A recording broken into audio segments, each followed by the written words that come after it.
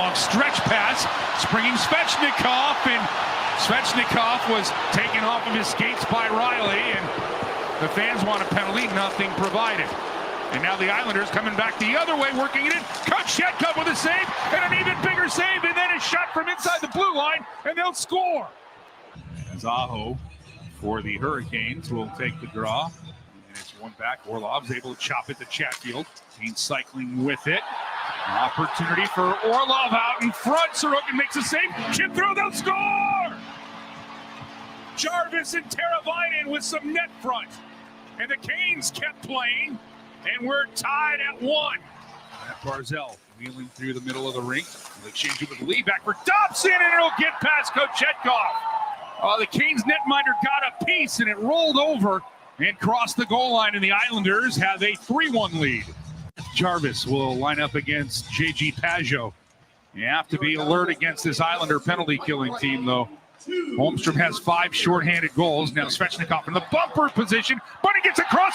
They score! Sebastian Aho on the power play. And Carolina has cut into the Islanders' lead. It's 3-2. Now leaning across, trying to make a play is Riley. He's knocked off of his skates by Shea, and the Canes can turn this one up. Natchez. He's got Svechnikov. He shoots. He rings the post. Lee trying to center this one, and he will. Barzal back up top. They'll score. One-timer hammered by Riley. It gets through Kochetkov, and the Islanders have their 2-goal lead back. It's 4-2.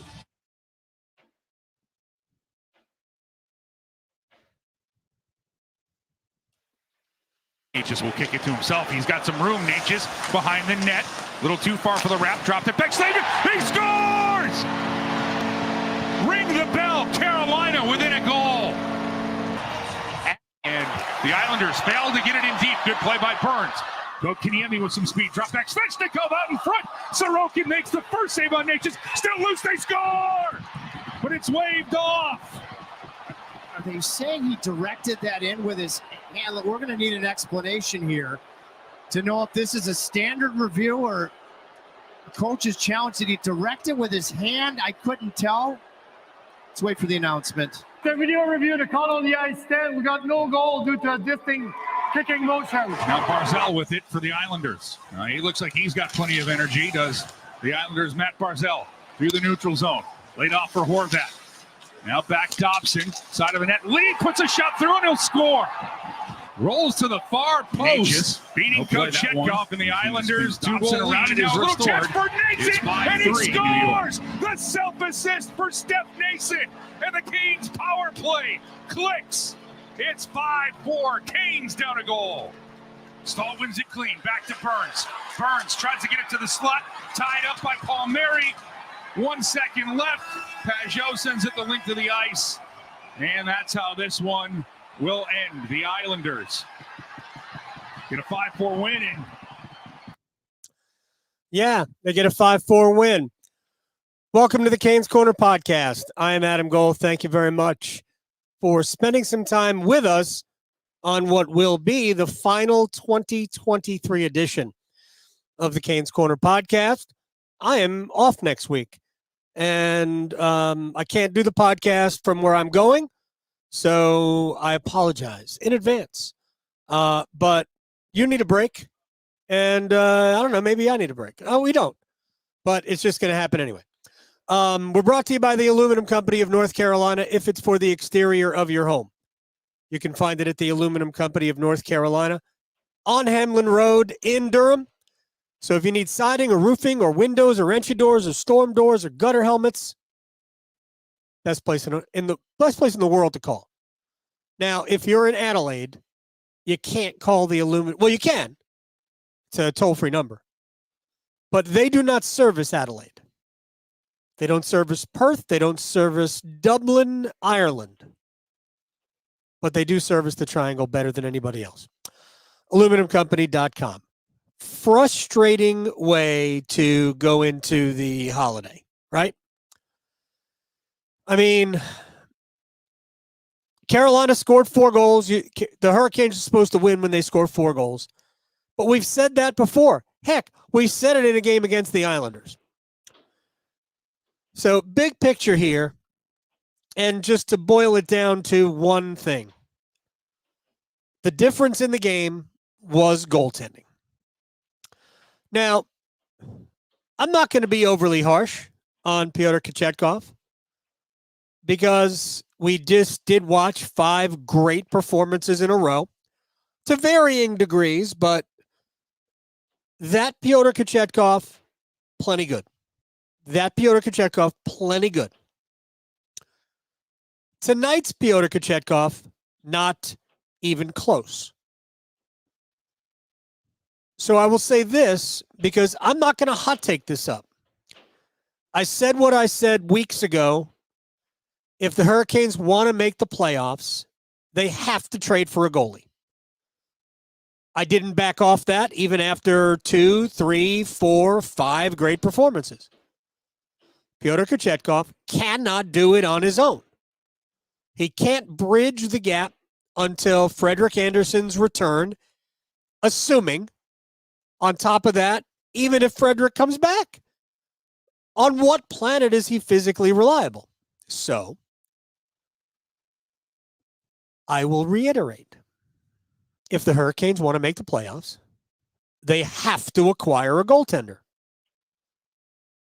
Now, the crux of this dilemma is they have to determine what type of goaltender could they get. Because after the second period, if I were Rod Brindamore and all situations were normal and I had a backup goalie that I could trust, I would have pulled Kochetkov to start the third. Because the goal that Mike Riley scored is a goal that every single goaltender that plays competitive hockey would have stopped. Scott Darling, that was a Scott Darling-esque goal to allow. Clear look from inside the blue line. Was the puck knuckling? Yeah. But he wasn't close to it, and it wasn't like he fought the puck, the path of the puck. So it wasn't like something that was moving all over the place, like you see sometimes a catcher in baseball trying to catch a knuckleball, and you could tell he's struggling but no. He didn't. Did he never see it? Awful goal. That was the worst of the goals he allowed.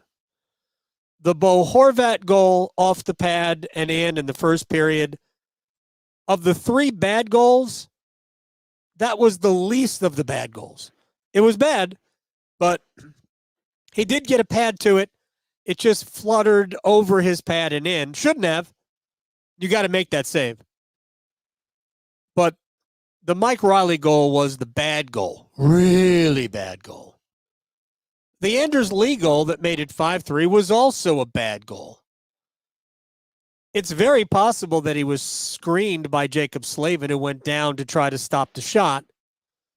But Kochetkov, it went right under his pad. I mean, if you're going to have your leg down, have your leg down. It was bad. It was really bad.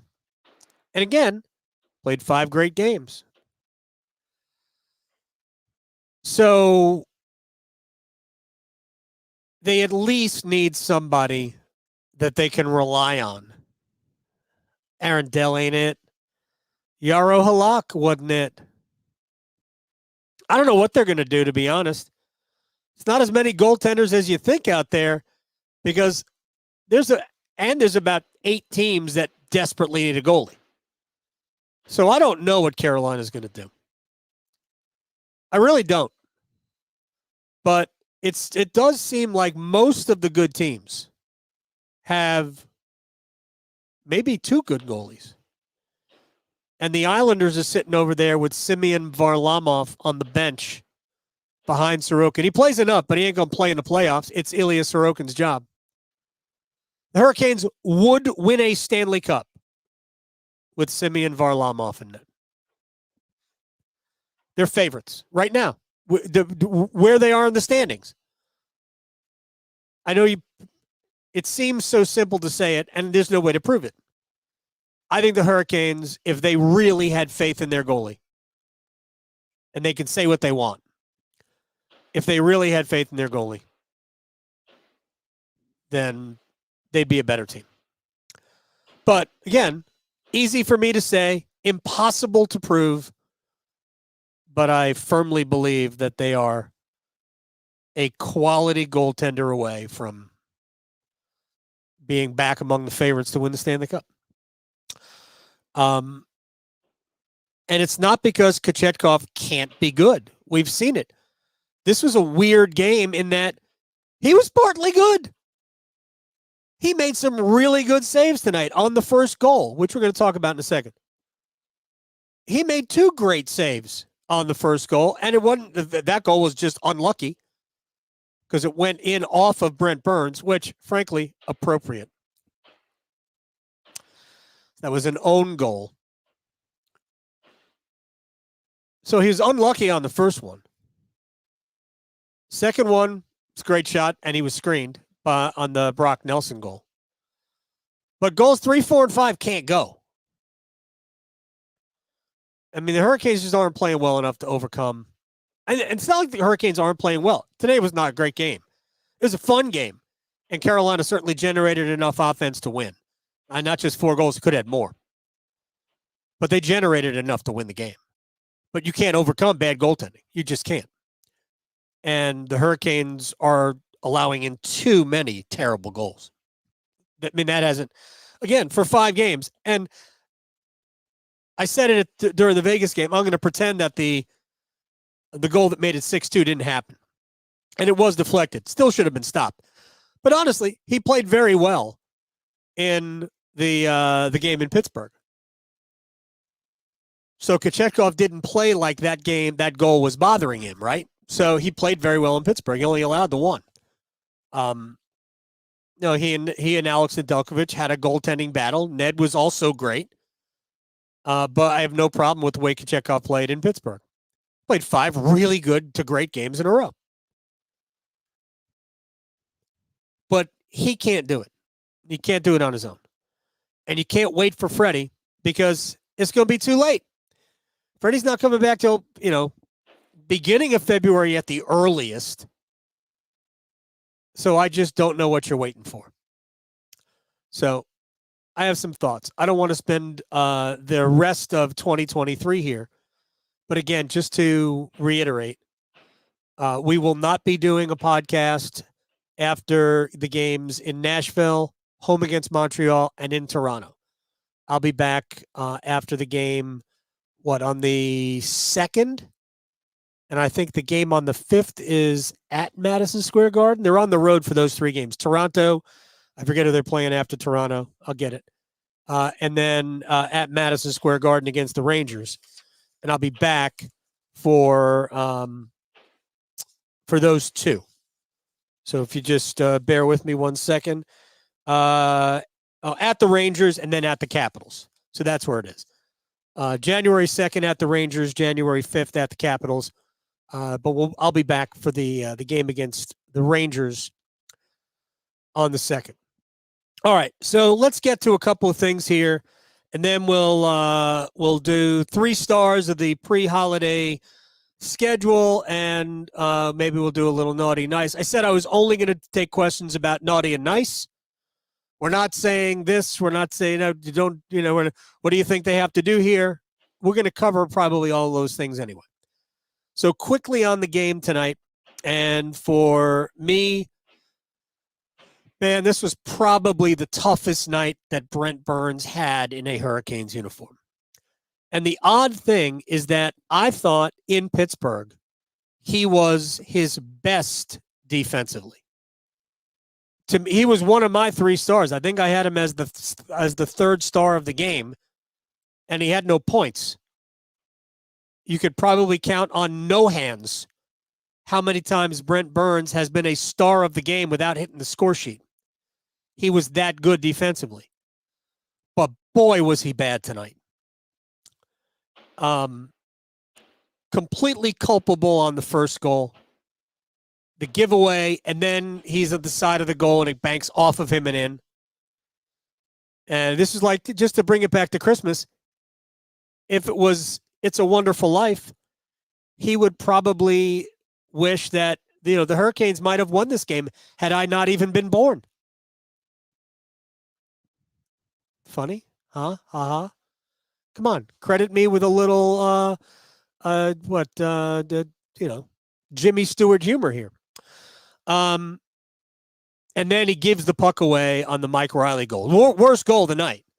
So it's a bad goal. Shouldn't have gotten past Kochetkov. But Brent Burns gave the puck to the Islanders, which amounted to a zone entry. Burns, who intercepted the Islanders' attempted, hard rim up the boards, he intercepts it. He's facing the wrong way. And I'm assuming he simply lost control of it. But it did look like he was trying to pass it to Slavin. And he passed it right to, I even forget who the Islander player was. And then the puck gets cycled around right up to Mike Riley at the point. And he just ripped the slap shot. Didn't even hit it that hard. And I was stunned that the puck went in the net. Stunned. It's a terrible goal. But, Brent Burns is culpable on 2 goals. Awful giveaways. And that's what Carolina, you can't overcome bad goaltending, and you can't overcome plays like that. It was a tough game for Brent. So let me go, let's just talk about the Svechnikov goal for a second. Not goal, the Svechnikov non-call. And I'm going to start Thursday night in Pittsburgh. So the penalty on Svechnikov in overtime was such a horrendous call. First of all, I don't even know what they called. Hook, hold, whatever. Svechnikov did none of it. None of it. Sidney Crosby's got a hold of Svech. Then Crosby goes down. I believe it was the referee behind the play. Puts his arm up. And I'm like, are they calling a penalty on Crosby of all people? Nope. Calling it on Svechnikov. And that was atrocious. There were 3 penalties in the game that were terrible calls. 2 of them had Crosby the victim. The last 3 power plays that Pittsburgh got, they didn't score in any of them, so you can say that it didn't affect the game. Bull. Carolina had to kill 3 power plays. The Jack Drury hold, Sid just falls. Wasn't a hold. Sid just falls. And because Sidney Crosby fell, somebody must have done something. Hand in the air. Jack Drury to the box.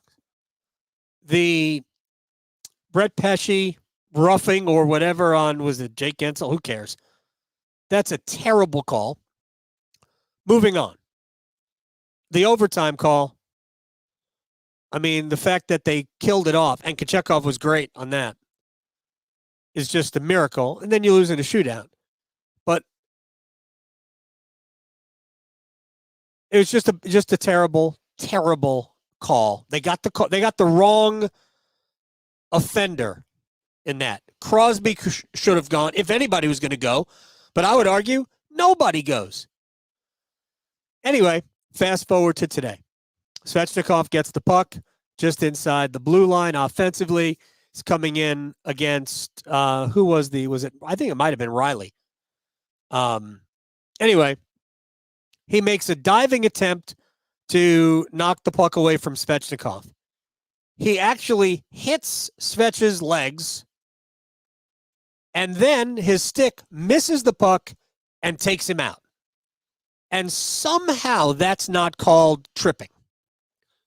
Now, I heard Tripp say that you could make an argument for a penalty shot. I will disagree, because I don't think the chance was so clear cut. Like, it was still going to be contested if Riley doesn't do that. He wasn't clearly in. But it's a penalty. It is tripping. 100 times in a row, it is tripping. So not only is that not called, the play goes the other way. Kochetkov makes 2 great saves. The puck comes out to Sebastian. Oh, no, I'm sorry. I missed the spot. It's like you're cleaning. I'm like, how did you miss that spot? It's giant. It's a giant smudge on the mirror. So the puck's coming into the zone. Brent Burns has the puck on the right half wall. And I don't know if he was afraid of being hit by, I think it was Engvall. He just kind of freezes and loses it. I mean, you just get that puck out. Go D to D, go across to Jaccob Slavin, get the puck out. Burns loses the puck. Then 2 great chances. Kochetkov saves both. Puck comes out to Sebastian Aho, the wrong Sebastian Aho. He fires it at the net. He misses the net wide, but it goes off of Burns and in. I mean, nothing could be more appropriate in that play. I don't know how the call is missed. I know the referee, actually, Frederic Lecourier, I definitely blew his name, who, by the way, is a Raleigh resident. He said something. He skated over to the Hurricanes bench before the second period started. And I don't know if he was trying to explain it to Rod or not. But he listened, and Rod was respectful, but he just shrugged. Because it's incredible that that's a no call. Incredible. And like if you wanted to argue that there were makeup calls in favor of Carolina, I'll buy it. Carolina went to the power play twice, I think, early in the second period. First one was probably a penalty. Second one, I don't know. I don't know if it was. Of course, the second one was erased immediately by a Seth Jarvis hooking penalty. So they played 4-on-4 hockey for almost 2 minutes. Anyway, I don't. At some point, I talked to Rod before the game. First of all, I credited him with not blowing up after 3 bad calls in Pittsburgh. And he goes, at some point, I mean, you'd think that the bad call will even out, right? It's not about power play opportunities. Believe it or not, I believe the Hurricanes have had more power play opportunities than they have been shorthanded. So it's not like you can point to, well, it's like 55% of the power plays in our games go to them, and you can't even point to that. So for accuracy's sake, the Hurricanes have been on the power play 111 times this year. Hurricanes have been down a man 107 times this year. So it's a wash. It's supposed to even out. Islanders have been on the power play 90 times, have been shorthanded 96 times. This is before tonight. Whatever the numbers were tonight, the numbers were. So it's not like you can even say that the Hurricanes aren't getting their fair share of power plays, because they are. But it does appear that the atrocious calls have gone against Carolina. I'm not even going to lie. I mean, the last 2 games are glaring, and I don't think we have too many. I think I'm pretty fair. If it's a penalty, it's a penalty. And if it's not, it's not. But I mean, the last 2 games have just been really, really brutal. So it's unfortunate. Also, if you're the Hurricanes, there were many opportunities to score that would have tied it. After the Aho power play goal, 3-on-1, Svech on the left, hits the post. If that goes in, how different is the game? Right? After Slavin made it 4-3. Was Slavin made it 4-3? Carolina had a couple of really good opportunities where they didn't get shots off. Now, I thought today, I put it on Twitter, I thought they probably set an unofficial franchise record for times that they whiffed either trying to shoot or pass or clear the puck. It was just one of those nights. Maybe the ice wasn't good because they played basketball here earlier today. I don't know. But Carolina had some opportunities and just you weren't able to take advantage of it. You could argue that the Hurricanes, they certainly did have more scoring opportunities than the Islanders did tonight. The Islanders got better goaltending, and that's why they won the game.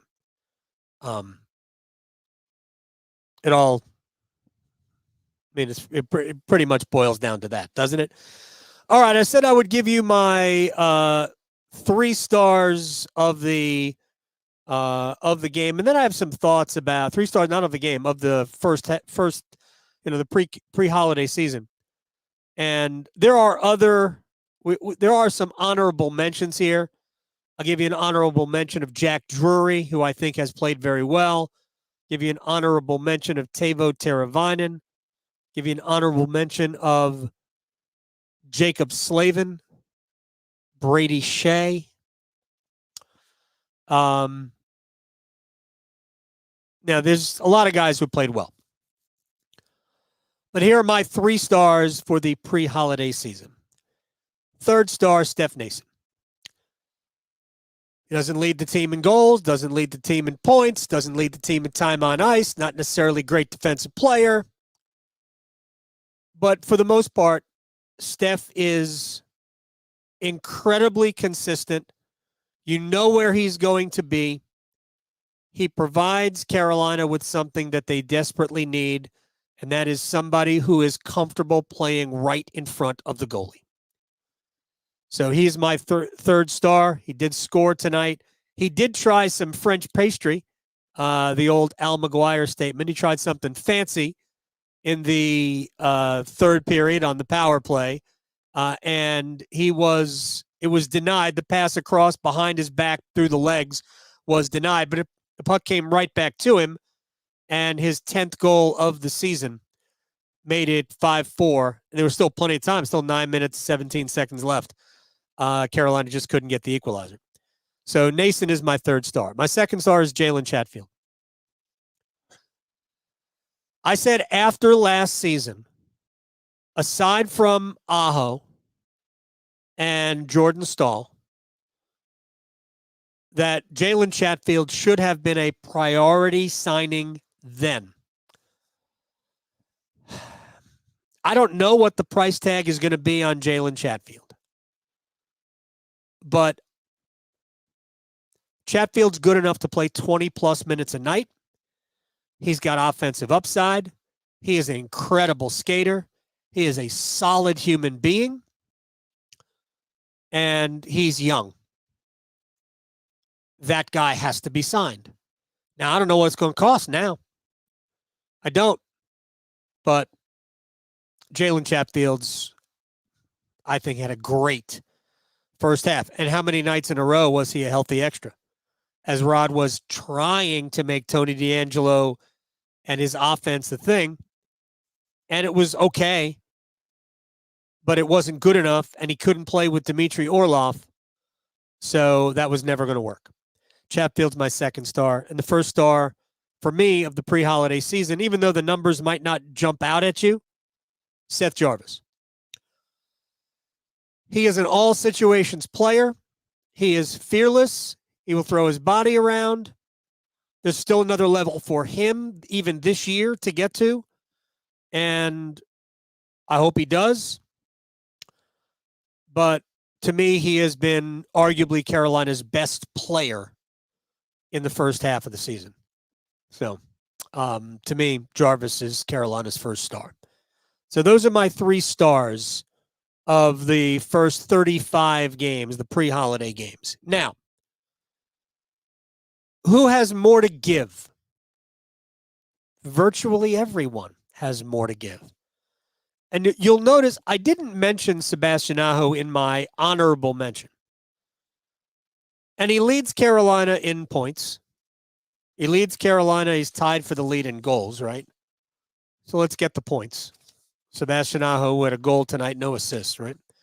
So Sebastian Aho, our Sebastian Aho, has 31 points, 13 goals, 18 assists in 31 games played. So on pace for 82 points. So why is it that I believe that Sebastian Aho's game, if I were giving him a grade based on himself, I mean, these two things can be true. Sebastian Aho is Carolina's best player, and he has not had an impactful enough season. Those two things can be true. If I were giving Aho a grade based on Aho's ability, it would be a C+ for the first 35 games of this season. And again, he's missed some time. Missed 5 games, right? 5 games? 4 games. Or 3 games. They played 34 games. I've been saying the wrong number the whole time. Right? Today was team game 34. There's just been too many nights where he's just there. And your best player should be noticeable basically every night. And there are going to be games where he's not. That's fair. He's not McDavid or Matthews or McKinnon, or he's not one of those.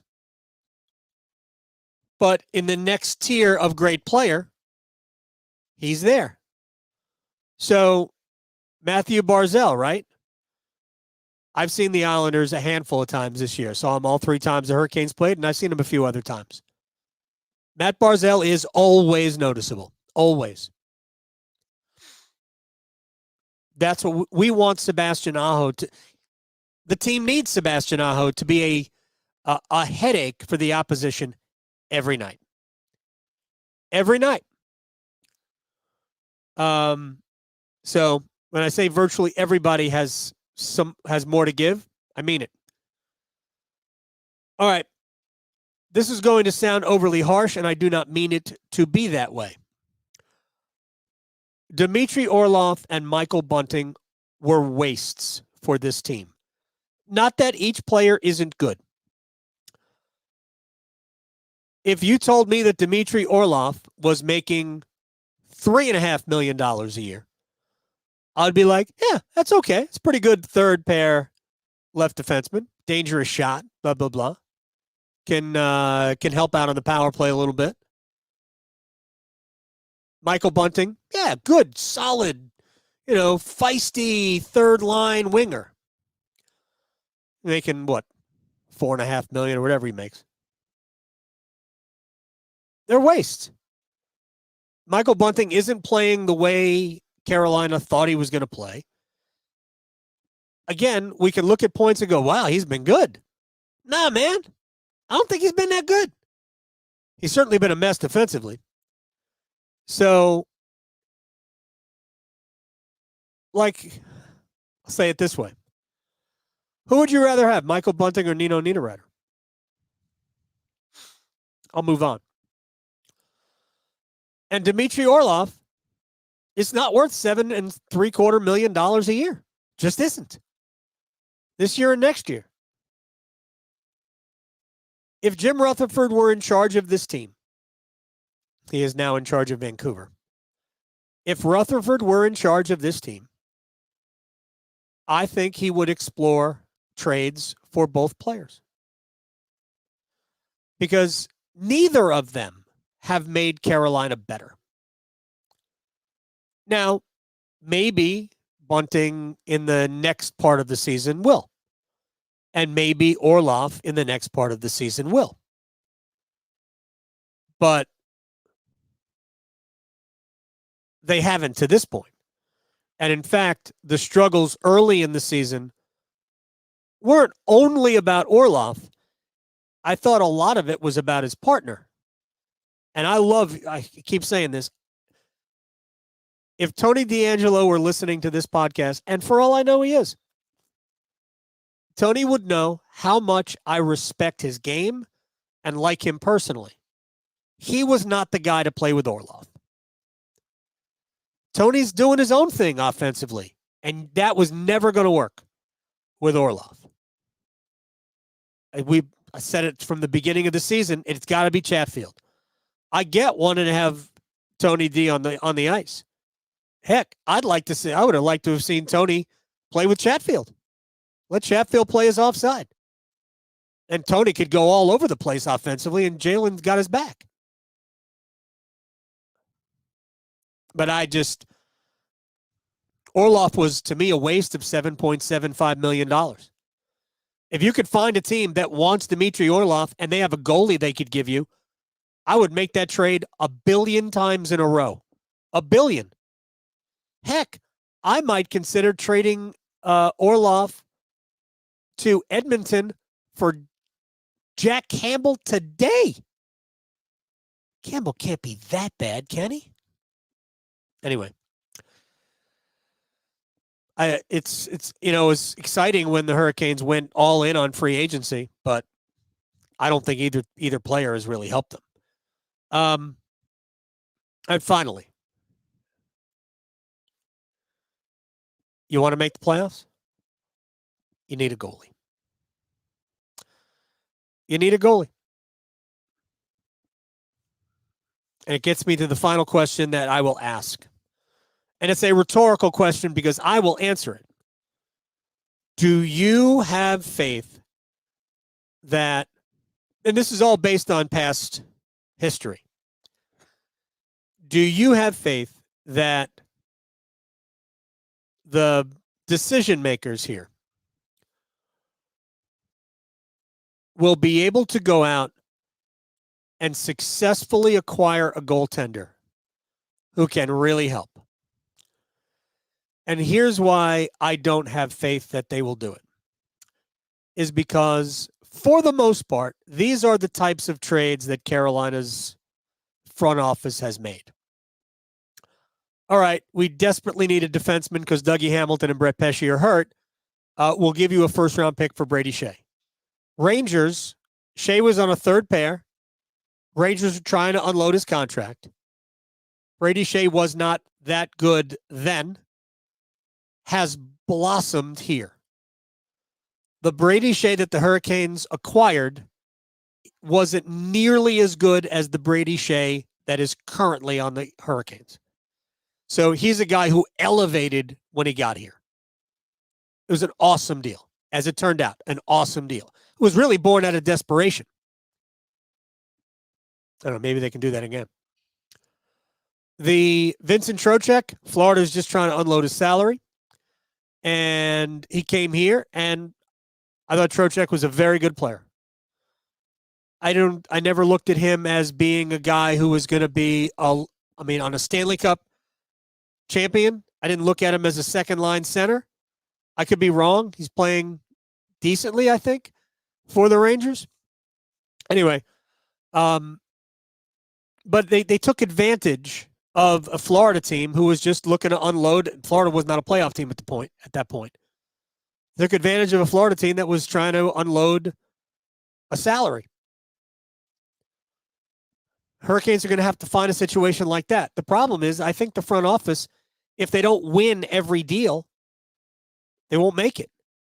Look at what has happened at the last couple of trade deadlines. Yeah, Shane Gostisbehere was nice. Arizona's just dumping him. Took advantage of it. And Jesse Puljujärvi? Really? Oh, but this is not the year to go for it. Bull! The Hurricanes should have been all in the last 2 seasons. Not just 1 year.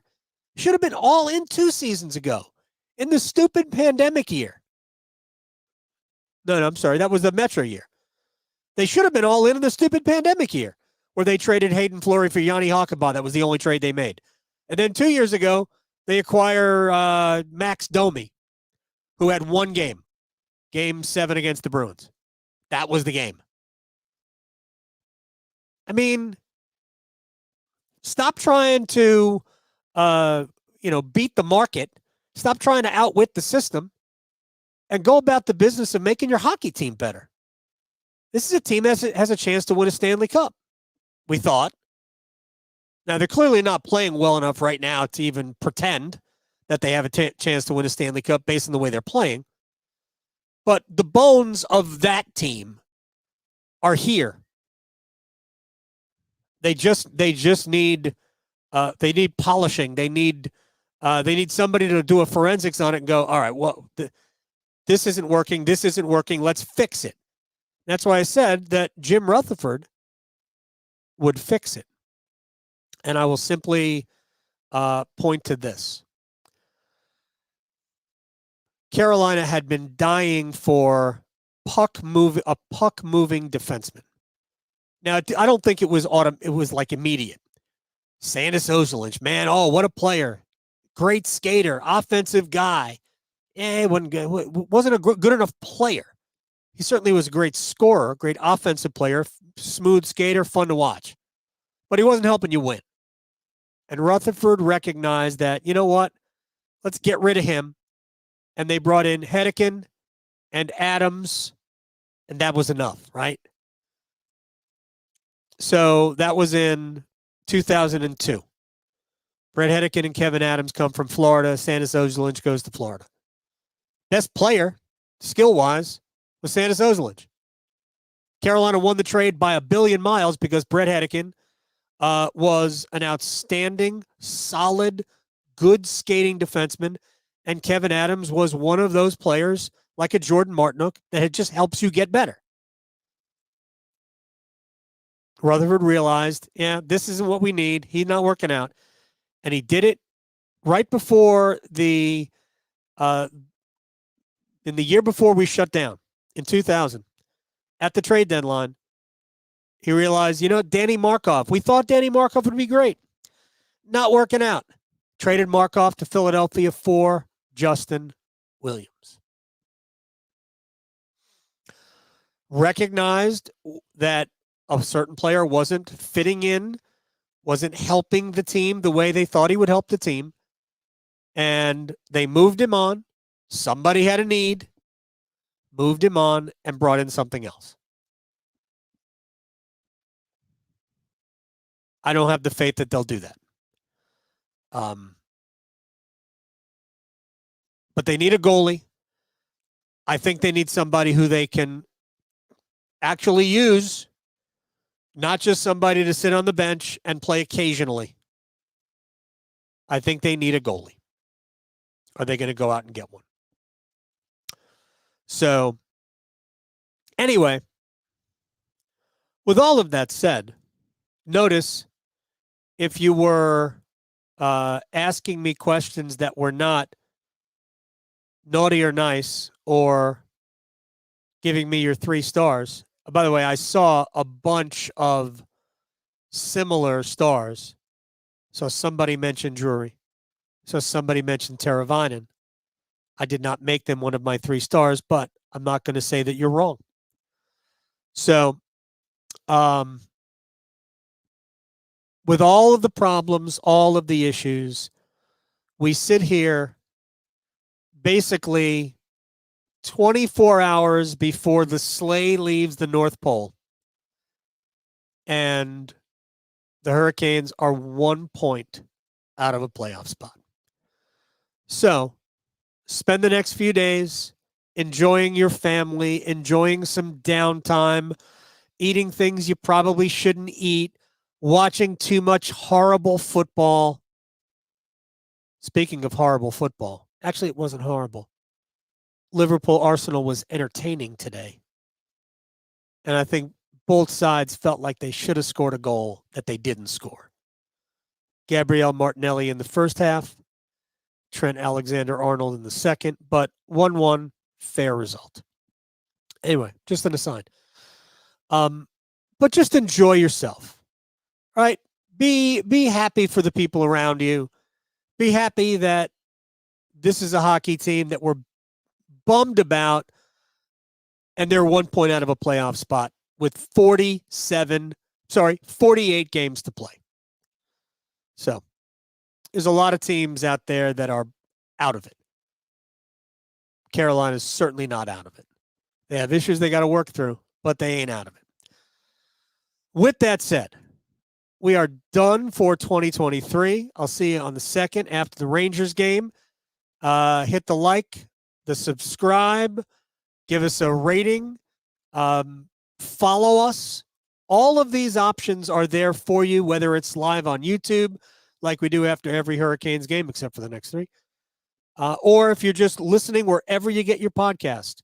There is a way for you to download the show, subscribe to it, rate it, review us. It's all good. It all helps. And with that said, I wish you a Merry Christmas, a Happy New Year. If you're a Hanukkah person, it's over, but you knew that. So I hope you got a lot of good gelt, and I hope you don't have one of those light bulb screw-in menorahs that we had as a kid. I think, much like Joe Pesci in My Cousin Vinny, no self-respecting Southerner. Actually, he was reiterating what the witness said. No self-respecting Southerner would ever have instant grits. Was this a magic grit? Nah, man. Light a candle.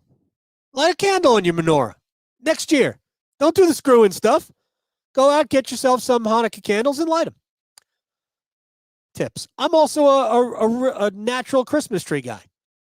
We do natural candles, and we do natural Christmas tree. I'm giving you all of it right here. Merry Christmas. Happy New Year. We'll see you in 2024 on the Canes Corner podcast. Good night.